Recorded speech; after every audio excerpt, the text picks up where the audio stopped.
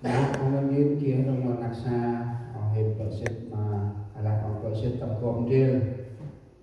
dùng đang riêng thì mà ấp bol ấp vel ấp trong nào năm thì hãy cũng êm này coi hành tì coi nó một kia nào mà ốc là ấp bol hay còn tung vel thì hãy kia nào mà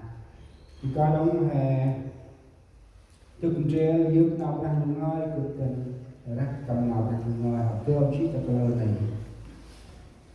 tôi là hai sáu chỉ tiền hai con tập cơ này chỉ cực tình rắc cả rồi xuân nào đang ngồi rôm cô hang tròn tam tất chích bằng ngoài lạc mà hai bà nơi đây nhân vũ nơ mỹ tinh năm ngày sắc chìm rong mà nơ bước ở ngày sắc là vũ nơ mỹ tinh ra hệ quá chìm rong mà nơ bước ra hệ quá giờ lá nào rong bước ngày sắc lúc chìm nào khét quanh ở đây là lời này vì là nào rong mà ra hệ quá lúc chìm nào đi chỉ nào làm bàn giờ lá nào đó bước ngoài sắc chìm nào tầm ở tương đạt đạt đủ giờ lá nào rong giờ lá nào màu tông nào quay đạt đủ chỉ màu lét bằng cười tàu trong hà phố đi mà muốn rít tinh ngoài sắc chỉ màu chơi ác mà đạt đủ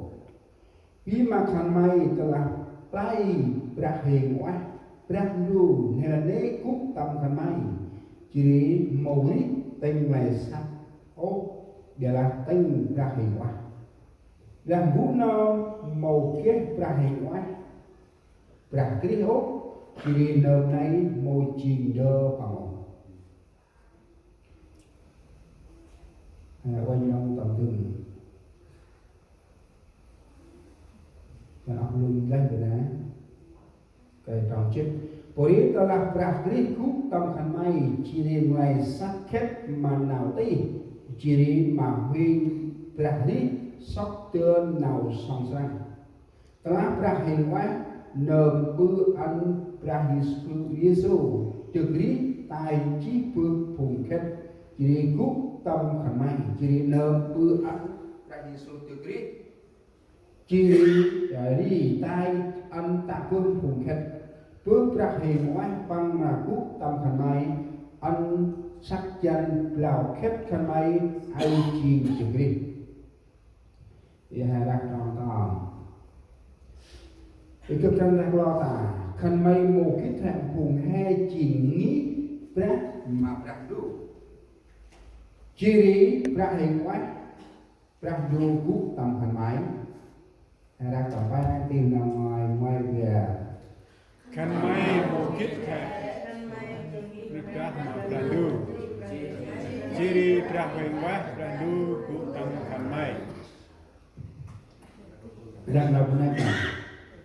don't you know that yourself are God's temple and that God's spirit dwell in your midst rằng nào duyên đúng anh em há chẳng biết mình là đền thờ của Đức Chúa Trời và Thánh Linh Đức Chúa Trời ở trong anh em sao? Trần hè nhìn mặt từ buổi sáng bữa hên đang đủ một ả đông hình quay tân áp hoàng ra hình có dắt nào mình ngơi chỉ nào người đi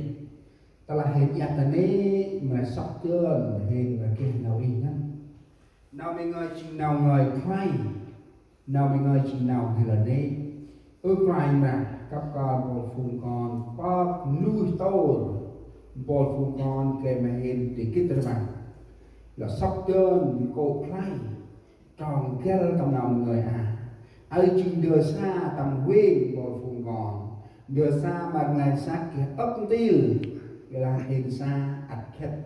là hình xa nào mấy người nhột rác tầm nguy hầm hình bạc đâu đi ngò rồi nhớ sang cô cho mà tầm ti ngoài ra chia lên hầm mà còn phải Giêsu Christ amen là quá ta thay cúp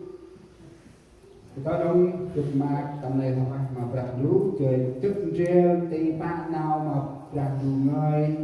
mà hè ôi ạ tầm đồ xuất nào bạc đủ người ở hè tăng tròn to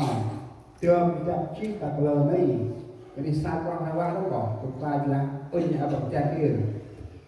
đó là cha này em này ra này được học luôn mừng mình chỉ oi để mà là mình hát yên ta lòng giá được nào đang người chỉ mà hay tập lòng tao anh mà hay quang hai qua là ai chỉ nào đang được người chỉ ngoài nằm thì cô chỉ dơ mà nghi ra còn tô từ nói bằng cái kê mà phùng chót tầm nghi ra còn tô kít nơ tầm áp non khăn băng bu khăn bằng chỉ ngoài nằm thì cô bằng cái dơ kê mà ân kít nên đây tầm áp non cô phùng chót tầm nghi ra phùng còn tô đây tầm áp non bu khăn bằng chỉ tập hai cả hai là tầm áp nom hay lại khúc tầng nghìn ra đủ tại bu hay chi mà phải là bu hay chi mà ra đủ nó ta là hay sai nào ra người chết à còn mấy một kiếp thằng phùng hay chi nít ra mà ra đủ chỉ ra quá ra đủ cúc tầm khẩn máy nào ai hay sai hèm hôm nít kịp là đi thằng ai may chỉ cướp nó hay chỉ phùng chót mà quài ra hay chỉ phùng nghĩ mà ra quá ra đủ hay chỉ phùng nghĩ mà ra đủ phúc tầm hè mô mô hay đồng phùng chỉ phùng nghĩ là tí là hay chỉ phùng kê ra đủ cát mà hay chạc hay kê ra hay chỉ phùng chắc ở thương chỉ tầm trâu nó chọc ở bằng chìm kia tầm tất cả đông nụ phụ rạc đưa mà cút tầm trâu mà ta lạc gia ở khá thì hai sao khá đông ta lạc gia ở quay hai sao bằng quay đông gia ở sang bằng chìa sang đông ướt má nào lít bol phùng chó hè cả ta chọc ở chỉ kia gia tầm trâu có thể xa bên cái đen một kiện gia tôi hay chỉ phù chấp tờ lá hay kết đông ri là nào nó hay ri mặt này sạch là bay ngân chặt ngân nhách pra ngân quan các pra sa hao ngân bưng ngơi hay là bằng lâu ngân hay sai làm này chỉ quá nào đi chỉ mặt này sạch nào phải ra ít tầm trung bol phùng chót nè màu ốc của anh ra ít nào kết nào chiên nào plau nào nét nào plau mà ngoài sạch người ta quay ra ít bol phùng chót nữa kết huyền ra phóng riêng tầm trôm bằng này khi ra cái làm này thì quay ra bằng ít bol phùng chót mà bằng anh kết huyền ra phóng ta làm vuông hay là bằng vuông hay các punit này ta là punit cha nó có bằng chỉ bằng cái huyền còn cha cơ rồi biết bảo mà hay qua bằng chỉ punit cha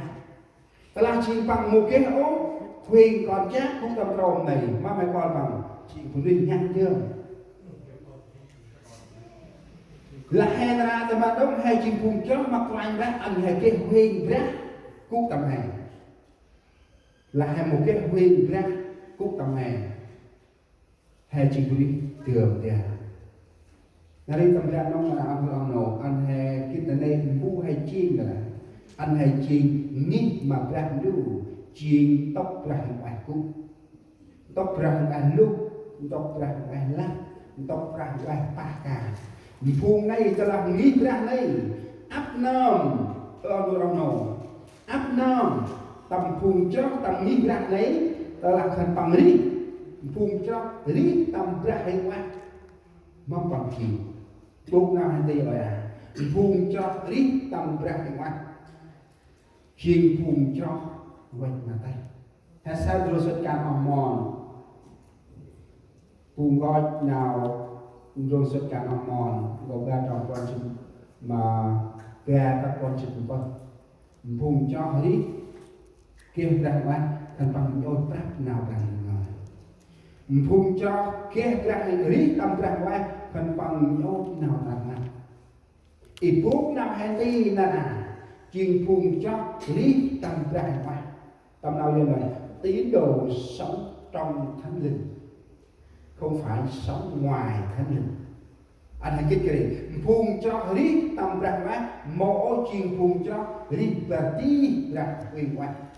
đó là phùng cho thần nhà phùng cho một cái ô quyền ra hay phùng có một chuyên phùng cho đông trong đêm mà bơ trong đêm mà buông trong đêm mà tầm ra trong đêm mà nào ta tát trong đêm mà tầm mươi trong đêm mà tầm mót má bự nơm nay giờ bằng một cái quyền rác rạc lưu phúc tầm băng lẽ nào bằng bư này chỉ nông bố quát mà bằng mát mà bằng nông bố rắm mà bằng pin buông cho mặt ngoài và cái quyền rác bằng mùi cha bư cái này bằng mô minh ô nào mình bằng mô chỉ đi bư ô nào mình chỉ đi bằng cái giờ là kia ra ngoài cái kia ra ngoài trâu ra kia ra ngoài tay riêng bằng ý phu nào hẹn tì là phùng cho riêng tầm ra ngoài tức là dần là tín đồ sống trong thánh linh không phải tín đồ sống ngoài thánh linh hay là ra tập tương nào phun cho lý tầm ra mặt mong còn chiên hay sao tầm tướng phun cho lý tầm ra quá hay sao có rau ăn lắm tập rồi này mất bư kê mà lý tầm ra quá mất bư kê mà lý tầm ra quá hay sao nào ra ngoài bao mà tập rồi này nên là nên nhanh bu lý tinh năm bằng ngày sắc chỉ rong màn đơ phương ngày sáng hay sao bu nào lý